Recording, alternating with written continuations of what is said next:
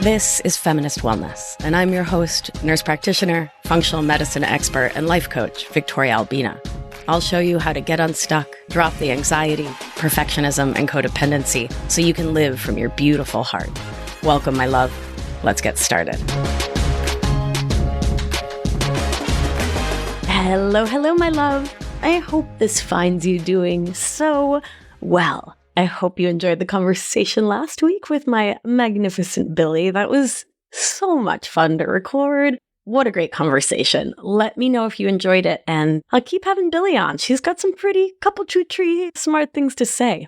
While it was on the calendar to share a different conversation this week, a really beautiful conversation I had with my friends about platonic love, I decided to push that off to next week. And this week, while keeping to this theme of relationships and love that we're doing here this February, I wanted to share a conversation I had with an Anchored alumna all about her experience in the program. And I'm choosing to share this week because, well, last week, Billy and I were talking about how we want to model what's possible when you step out of codependence and into interdependence. And so I wanted to share the story of someone else who chose herself, who chose self-love. And in choosing self-love and stepping into her power through participating so beautifully in Anchored and really getting the most out of it, she really showed herself and her partner and her patients so much love, and her dedication to being in right relationship, in most loving relationship with every aspect of her life.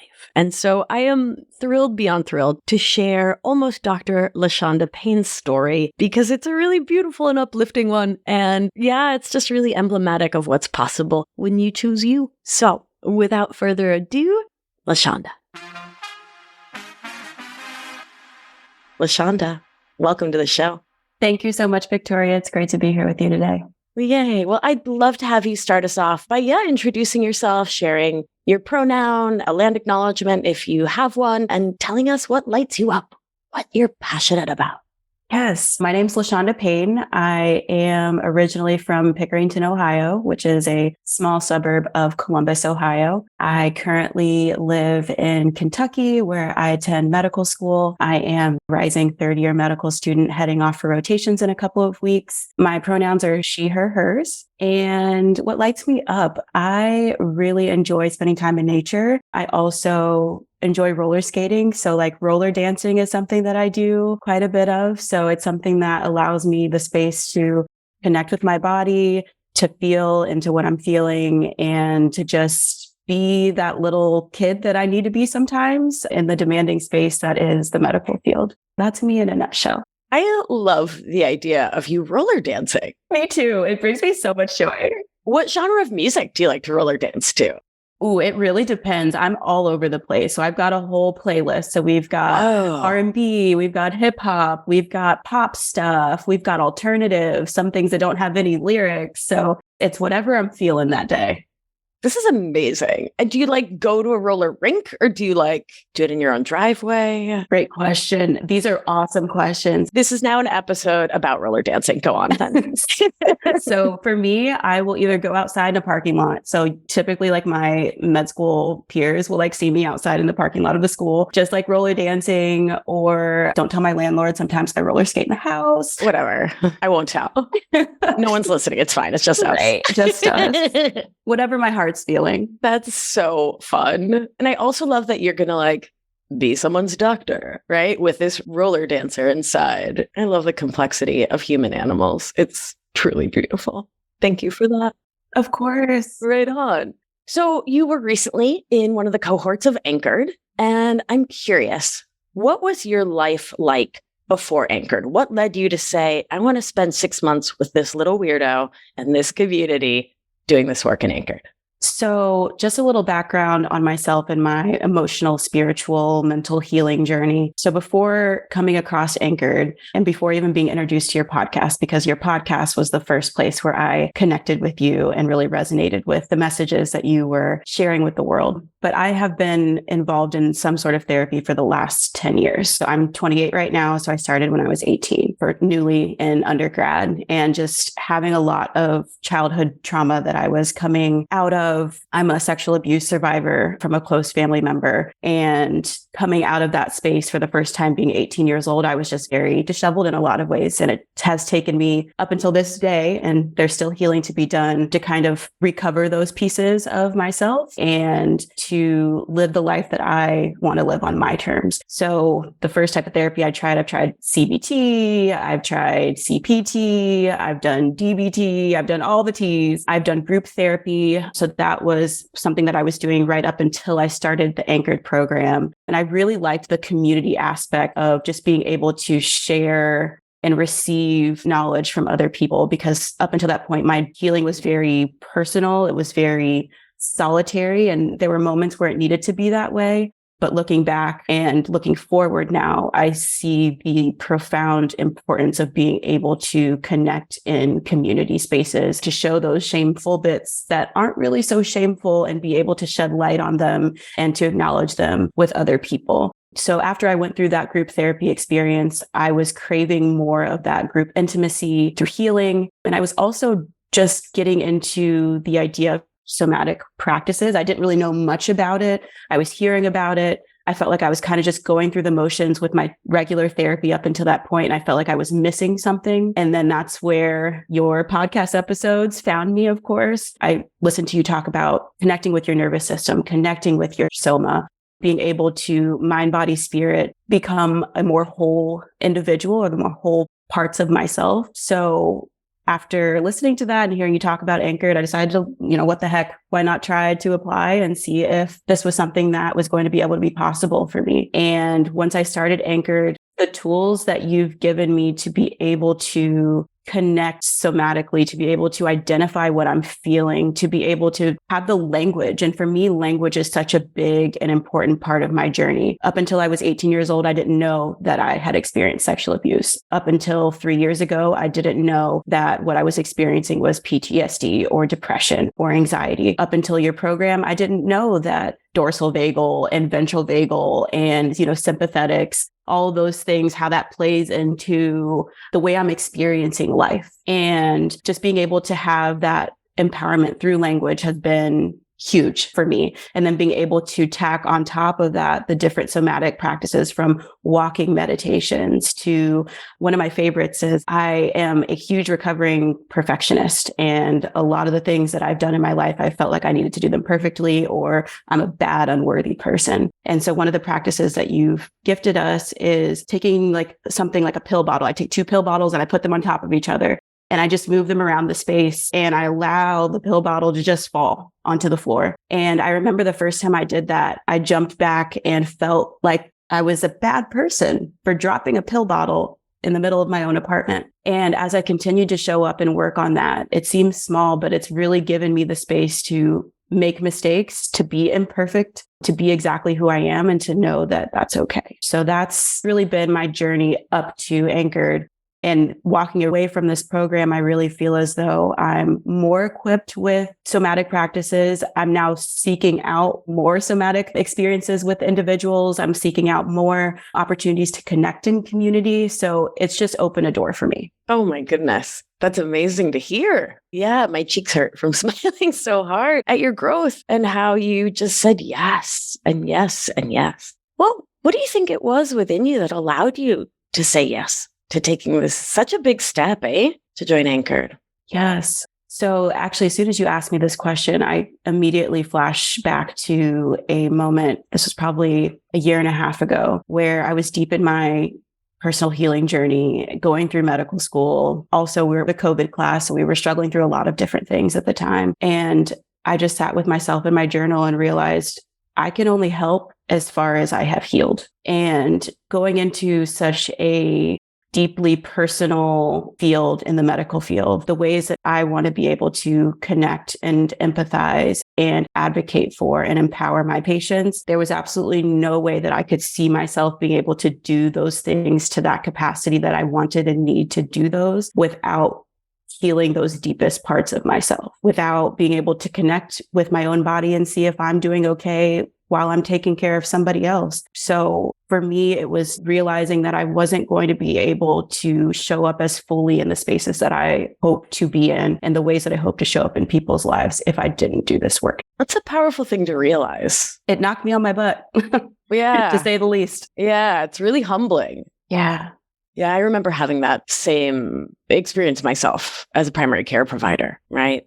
Feeling like, oof, I had all this dysregulation in my nervous system that was part and parcel of my own GI concerns. And here I was doing this advanced practice care around, in my case, the gastrointestinal system, and realizing just how much of my own work was beyond the parasite I had. Right? I had Blastocystis hominis. That guy's a jerk. No one's contesting that, right? It's a spirochete. Total jerk. And so much of it was this stuff, right? It was the emotional outsourcing and the somatic disconnection, the functional freeze.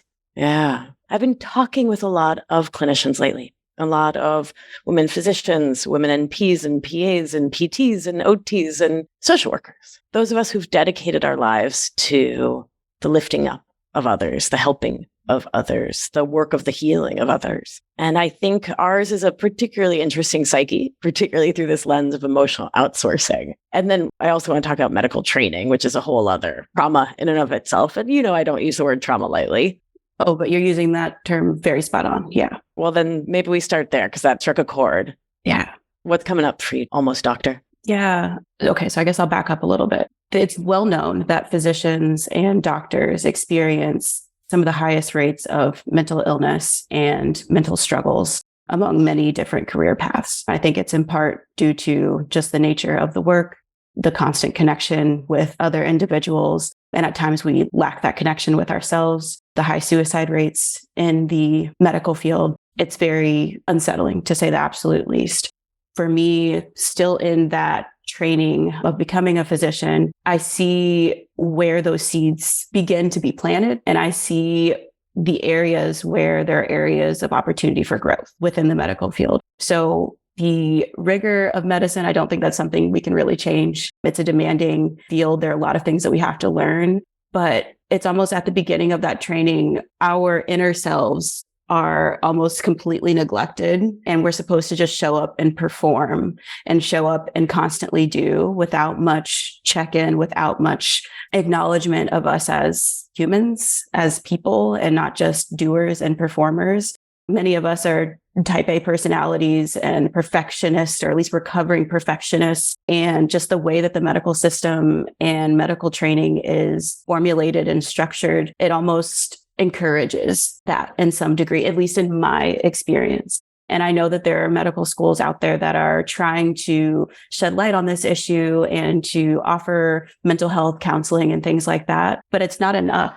There are so many of my peers and myself for a period of time who was deeply struggling. I remember my first year of medical school, I studied in bed for a handful of months because I was so depressed and so burnt out, feeling like I just needed to be on, even though my body was telling me that I needed to kind of gear down. So I think that there's just a lot there. And since we are training individuals who are going out into the community to connect with people, to heal people, it just doesn't seem right or sit with me well that we are not supported holistically, mind, body, and spirit throughout that process. It's a challenge. It is. And I think when we walk into it from emotional outsourcing, right, when that is our norm, which I think is the norm for so many of us who are in the helping professions writ large. And I think, I didn't mention teachers earlier, but let's bring teachers in. Yes. I think we can stretch out this concept of the helping professions to bring so many of us in, particularly those of us raised as women, right? Socialized as women in the patriarchy. Putting ourselves last is just such a part of the mindset, right? It's such a part of our story about what our due is before we even go into the kind of training that says you'll pee when your shift is done. You're not going to drink water or eat anyway in your 14-hour shift, or in a resident's case, your 4 million hour shift. And, I'm putting you on the spot here. So if you're like, come on, but what would you like to say to fellow women clinicians, women helpers? First and foremost, you are enough coming into this space. You don't need to change who you are, the core of who you are, to fit into the mold of this profession. We need you just as you are. And it's okay to not be completely healed yet, to be completely put together, to be on all the time. It's okay to be perfectly imperfect and taking care of yourself, even though sometimes it feels counterintuitive because in our minds, sometimes we think that there are all these things we could and should be doing. But the real gift that we can give to our patients and our colleagues in our community is giving back to ourselves, healing those deepest parts of ourselves so we can show up more fully in our lives as individuals and as professionals in this field. So that's something I wish that I heard coming into the space, into this journey of medicine. Yeah, I hope that reaches someone. I can't see how it won't. I mean, it's such a profound and beautiful message. And just to see how it lit your face up to share that was really beautiful. So thank you for that. Thank you. I know that the Anchored community was really supportive for you. I know community is a big part of your life. And to sort of shift gears a bit, it's a thing that people are often nervous about, right? Particularly because we do, within white settler colonialism, the trope of healing is something that's very much siloed, right? It's one person in one room with one couch and one clinician, and you're on your own, buddy. Or in this individualistic, bootstrappy, we all know where I'm going. And so we do the opposite in Anchor. And I know, like centering in medicine, which is a community-based practice, a significant evidence base, right? When we do centering pregnancy, centering diabetes, centering high blood pressure, community members take care of each other, take each other's blood pressure, check each other's glucose. It's a very cool medical model, but Anchored is, in its way, not dissimilar. How was it for you meeting the community, being in the community? Was it supportive? Was it scary?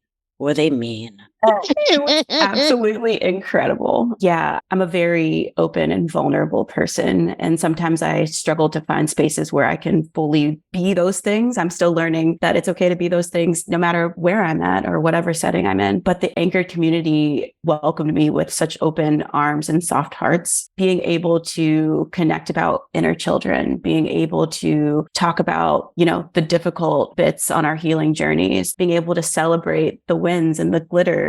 It was just nice to be able to have a well-rounded and dynamic space to do all of those things and to know that it was okay, whatever state that I was showing up in at that time. It was also really great to be able to connect with the Anchored community in the breathwork sessions.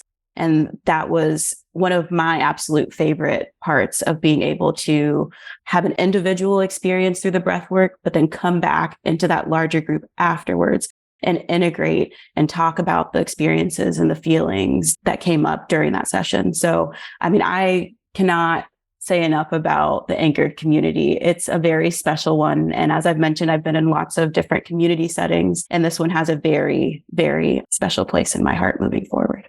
Aw, thank you. Thank you. I feel just so happy talking to you. Yeah, you're going to be such a darn good doctor. Thank you. And I'm sure you're the one all the nurses absolutely adore. Oh, I love nurses so much. I actually started off my journey as a STNA or a nurse aide. So it's nice being able to see the full spectrum and just have that deep appreciation. So interdisciplinary care is the way to go. It is the way. And you're the one we won't wake up at 3 a.m. just for fun. Appreciate that. I'm not going to confirm that we do that, but I won't tell if you don't. Certainly. And once again, it's just us hens in here. No one's listening. So there is that. So I talk a lot about how emotional outsourcing is a relational issue. And we just talked about how vital and important it is to heal in community. And I'm curious how the work in Anchored, moving from codependent to interdependent, has impacted relationships in your life. And you know me, I mean all relationships. I'm curious about that. That's a beautiful question. So I guess the relationship that I spend the most time in would be my relationship with my fiance. Her name is Alyssa. She's a wonderful person. And something that I've realized over the course of us being in a relationship for the last 3 years is I am or have been very codependent. I take on the emotions that she's feeling and become responsible for them or tell myself that I'm responsible for them. I have called myself a helicopter girlfriend in the past, and that I, am just looming around waiting to, help with something or to fix something or to be of service in order to be worthy in this relationship. And through learning about what codependency is, because again, that was another thing that I didn't have the language for a long time, it helped me see that it wasn't supporting my relationship. It was actually getting in the way of its fullest potential. And it wasn't allowing my partner in all of her beauty and glory be exactly who and what she is without my intervening in some type of way. And so learning about codependence versus interdependence has helped me to take a step back and to be fully present in me without trying to be present in or with other people to kind of gauge or temperature check where other people are. And I think that that's something that's been the survival tactic that worked when I was going through a lot of difficult things in my childhood, but it's something that no longer serves me as an adult, as a professional. And so I've seen so many strides in that area for me in my relationship with Alyssa. When I feel those things come up, I take a moment, I go sit in my meditation room, I breathe into it. Sometimes I'll tap into it, whatever it is that I need to do to feel whatever I'm feeling without absorbing whatever it is that is in the room from her or from any other person. So I think that that's been a huge thing for me that I'm continuing to practice. Still have, slip up moments. We're human, but I can say that she notices a difference. Like she has come to me and says that she notices a difference in that. And I would say that that's progress. Oh, that's huge progress. That's huge. And it's so beautiful to have it reflected back. I always talk about how a key part of this work is not needing validation, like in that graspy, like, I don't know that I'm worthy without validation way, but like being able to accept validation and be like, damn, validation feels amazing. Mm-hmm. Right? Like, tell me my outfit's amazing. Tell me I'm a changed woman. Tell me I'm showing up in a more loving way. Tell me I made a great dinner. I know I did. And tell me, right? Because when you're the cake, it can be your icing, right? Look at you being the cake. Hey, cake forever. Cake forever. Yeah. It's a good feeling to be the cake. It is. Yeah. To be the main character in your own story. Right? Yeah. Look at us being protagonists all of a sudden. And I also love that you spoke to one of the key things I see in human socialized as women and as us helpers is the helpering. Is that like, for me, it was a deep desire. I sort of just put this language together like last year, this desire to keep those I loved most or felt closest to from having a human experience. Mm-hmm. Right? And the second that language hit me, I was like, oh, yikes. I feel that. Yeah. Oh, so yeah, like it comes from love, right? Like the intention is kind and loving and caring and like, like I don't want Billy to suffer. I don't want her to suffer. So I would do things to try to keep her from having anxiety or keep my mom from having a feeling or keep my dad or my sister or like my patients, keep people from having human feelings. Yeah, I can deeply resonate with that. And for me, I think it comes from a place of, and maybe this is, for many people, like why we do this. But for me, it was looking back as a child, there were things that I wish that I was protected from, parts of life that I wish that I was, buffered from. And I think now as an adult, where those things no longer necessarily serve me, but I still find my inner children trying to buffer those things for other people, the people that I care about. But you can't buffer life. You can't buffer the ebbs and flows and the icks and the glitters. Like they're all part of this experience. And we do the people in our life a disservice by buffering those things. And it's a hard pill to swallow when I've come to that realization, but I think it's also empowering too, where it's like, I can make a change. I can do things differently. This is why I did it in the past. And this is how I'm going to move forward. But that really hit me when you said that. Yeah. Yeah. And I love what you said about doing for others what we wish had been done for us. It's like a sort of deviation on the golden rule, right? It's like a backwards looking, protecting. Yeah, totally. I get that. There is a part of me that tells the story that my life would somehow be better had I been protected. And for myself, I can understand that I went through what I went through because it was what I needed. You know why I'm being incredibly careful here. I don't think it's fair for any of us. And this happens in the hashtag wellness world so much to be like, your trauma is what shaped you and it was a gift. And I think folks can just fuck off with that, right? Like for the populace. And I am there for me now. Could I have learned these lessons without sexual trauma? Sure. That would have been cute, huh? Mm-hmm. But here we are. And so I'm learning what I can and I'm growing how I can and I'm healing my nervous system. And we can't solve other people's feelings for them because feelings aren't a problem. They're not. I thought they were. Me too. They felt like such a problem. Oh my God, my parents are having problems. Oh my God, hide. Right? There wasn't space. No, it was not safe. It was not smart. Fix the problem of the feelings. Yeah, it's so much gentler and kinder and more compassionate and more feminist to just hold space. Like, I didn't realize how paternalistic and condescending it is to try to keep people from having feelings. Oops. Mm-hmm. We live and we learn. Every single day if we're lucky. Right? Yeah. Yeah. I'm in such a deep ventral vagal in your presence. I feel so co-regulated with you. I feel like I could just sit here and sigh at you for like an hour. Oh, literally, I just want to sip my tea and just like hang out. Hi. Yeah. Your patients are so lucky. So's your girl. Oh, thank you. Oh, yay. Well, my love, recognizing that this is a podcast and people out walking their dog are like, well, I don't know if I want to sit and listen to you all sigh at each other for an hour.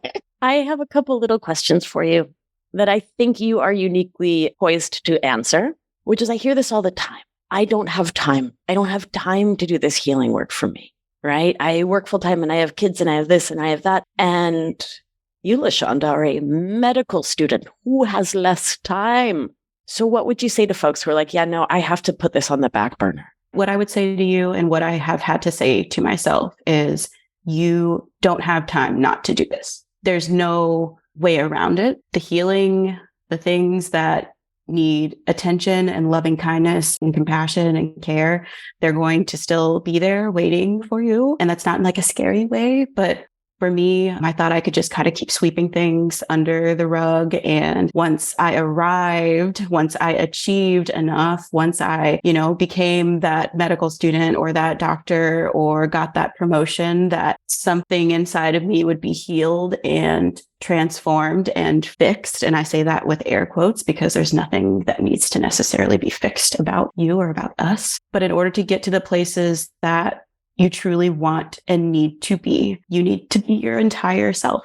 And for me, becoming my entire self happened and is happening through this work, is happening through healing my nervous system, through learning how to name my feelings and to feel them in my body and not just in my mind. Because for a long time, I would intellectualize my feelings and thought because I had the words and the language and I could talk about it, that I was actually experiencing it. And come to find out they're two different things. So I would say that there's no right time to start this work, but your future self is already thanking you. Your inner children are thanking you for the work that you're going to do. That is so powerful. You don't have the time to not do this work. Yeah. That's how I feel in hindsight, not in a regretty way, because we don't do regret around here, right? We're not interested, but yeah. I mean, I also feel like I could do the math and all the time I spent not doing this work. Like I could have saved many, many, many an hour. Mm-hmm. And because this is the other side of it is I get folks beating themselves up for like, oh, how did I not do this sooner? You're exactly where you're supposed to be. You're exactly where you are supposed to be in your journey, in your flow. This is what I believe. This is my personal opinion. There are certain things that we go through in life, and sometimes we're not necessarily ready to receive the information that is coming at us yet. So maybe 5 years ago, we weren't necessarily in a space to be able to receive the fact that healing our nervous system is a thing, that feeling our feelings in our body is a thing. But maybe present us, maybe now we're at a space where we can actually internalize and it penetrates and you're able to take that and run with it or walk with it. Or as Victoria likes to say, kitten step with it. So whatever space you are in now, just know that that's where you are meant to be. I love that. Yeah, when my brain goes to that, if only I'd known this, before making XYZ quote unquote bad decision in my life. I like to think about, well, of course I like to think about neurons and like the developing mind and the developing brain, and how like truly unkind it would be to ask a toddler to do your taxes and get mad at them for not being able to, or even having fine motor skills. Like, you're 3 and you can't tie your own shoes. Like, are you kidding me right now? Right? But we do that, right? How did 25-year-old, 35-year-old, 45-year-old, 55-year-old me, that she didn't know how to be interdependent? But it's like, we didn't have the models. I mean, again, back to why we're having this conversation. So many of us didn't have the modeling that this was possible. I mean, do you feel like you did? Like you saw interdependence out there? Oh, absolutely not. I saw a lot of codependency. I saw emotional suppression. I saw a lot of shame around expressing emotions and seeking, mental, spiritual health care. So the exact opposite of, what I'm learning about today. And so there were times, looking back on one of my first therapy sessions that I had as an 18-year-old, my therapist, I ended up being with her for 6 years, absolutely love her. But something she told me, she was like, we're going to work on grounding. We're going to ground you. And I remember just laughing. I was like, what are you talking about? I thought I came here to like talk about my problems. But now grounding is something I do on a daily basis. And so it was at that time, I didn't have the capacity or the space or the language to be able to internalize that. And that's no shame or bad on me. I came from the background that I came from, the experiences that I came from, and that's okay. But now I have the space for that. And it makes sense now. Grounding's good for me. Yeah, grounding's really good. Yeah. It's one of my favorite practices. Yeah. Yeah. Beautiful. Anything else you'd like to say to the good folks listening? You're loved. Love is the answer. And I say that from a personal, from a professional, from just a human standpoint. Love is the answer. And it's the answer for ourselves. It's the answer, I believe, for our communities, for our healthcare systems. I believe if we're rooted and coming from a place of love and acceptance, and one of my new favorite terms is unconditional care, then I believe that we're in an opportune space to do the most good. What a beautiful sentiment. What a beautiful philosophy for living and relating to ourselves and to others. So beautiful. And I know it was a journey for you to get to that place of love being the answer and self-love being the driver. And so I want to thank you for, once again, being a model of what's possible, right? Because little me, and by little, I mean like 30, would be like, I totally love myself. Like, that's fine. But I'm going to go date another jerk who's really mean to me. Mm-hmm. Thank you. And thank you for all the work that you do and the information that you share and the resources that you share, because those resources have led me to where I am right now. And so I am deeply grateful for you, for the Anchored community, for everyone behind the scenes that makes this possible. So thank you, Victoria. Oh, big love for you. Oh, big love for you too. It goes both ways. This is a mutual admiration society. So thank you. Thank you, thank you, thank you. Thank you so much for listening, my love. God, wasn't that just such a beautiful conversation? LaShonda's inspiring, for sure. And I'm so grateful that she participated in Anchored, that I got to know her, got to spend so much time with her, got to coach her, and that she was part of the community. If you are ready to be part of the community, to join us in Anchored, to experience this incredible level of growth and strengthening of your own self-confidence so you can step into your own power, mind, body, and spirit. Oof, have I got the program for you. Learn more at victoriaalbina.com/anchored. Apply now. The application takes about 6 minutes, so why not just do it? I don't know about your brain, but if I go onto a website and there's a form and I get freaked out and I may never come back, so 5 to 6 minutes, that's all it takes. victoriaalbina.com. There's a short application. Fill it out. It's worth it. You can get on a call with me and we can talk all about all the things and make sure it's a good fit for you. I don't do sales calls. I do conversations. Don't worry. It's not going to get icky. I promise. And if you're new to me, you might not trust that, and that's fine. But keep listening to the show. I'm here about feminism, right? It means not convincing anyone to do anything. I'm just here to support you, and that's what I'll do on that call. So I'm rambling as usual. victoriaalbina.com/anchored. Let's do what we do. Gentle hand on your heart should you feel so moved. And remember, you are safe You are held. You are loved. And when one of us heals, we help heal the world. Be well, my darling. I'll talk to you soon.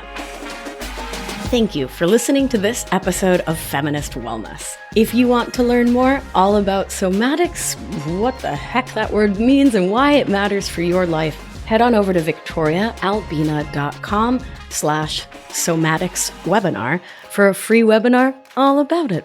Have a beautiful day, my darling, and I'll see you next week. Ciao!